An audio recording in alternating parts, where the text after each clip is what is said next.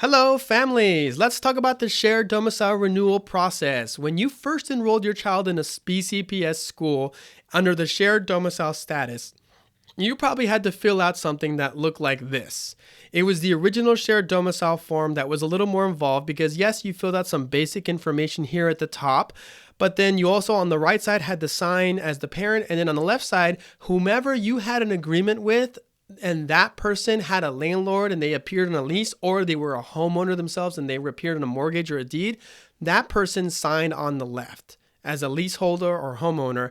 And then you had to take it to a notary to get it notarized. During the pandemic, there was a brief break time period for a few years where they didn't require that and you didn't have to do that. But now as of 2022 to 23, that is starting up again. So you had to get it notarized, signed in front of the notary, printed your names, and then you had to take it to a specific office that was not your school. And your school should have notified you as to what office that was you had to take it to. And then they had to approve it. And then you would take that approval back to the school to complete your registration. It was a little bit of extra steps, and I know for a hassle for some. And sometimes you were able to do that electronically and to scan or to take pictures of and send those documents to that office. And it varies upon the school what that office is. It has different locations, but this was that accompanying letter to the first shared domicile form. The difference about the renewal is that the renewal is easier once you have done that for the first time, whether it be for kindergarten or pre-K, first year of school, or you were transferring into a BCPS school for the first time under a shared domicile status.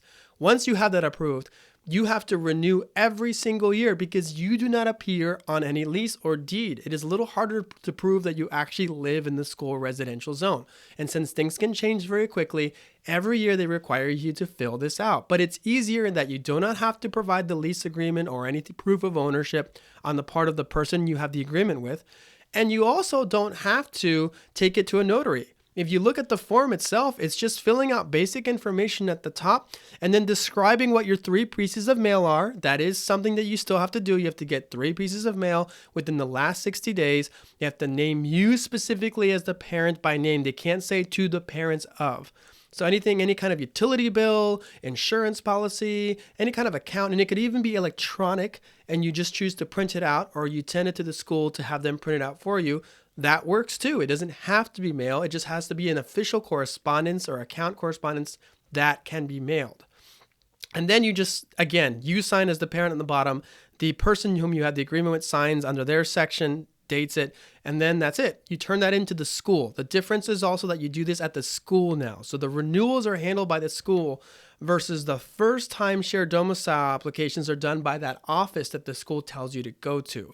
So that's the main difference. And what is the final thing you have to know? You have to turn this in between May 1st and June 30th, the end of June, because July 1st is when the system rolls over for all BCPS to the next school year. And it's really allowing you to renew for next school year status. What happens if you wait too long and don't do it? You run the risk of your child getting withdrawn from the school, and then you have to re-enroll them all over again, and it is just that much more work. So I urge that you please, as soon as you get these in the late or mid-spring, you immediately start to gather those 3 pieces of mail. Ask the school if you need them to send you one. You can have 2 pieces of mail from 2 different schools or offices sent to you from BCPS. That is the max. And then you have to at least provide one on your own. If you have all 3 on your own, that is even easier. You don't have to wait on mail or for it getting lost potentially in the mail. And that's it. Once you have it, you bring it in, you fill this out, and take it to the office of your school, and they will take it from there, and you will be good.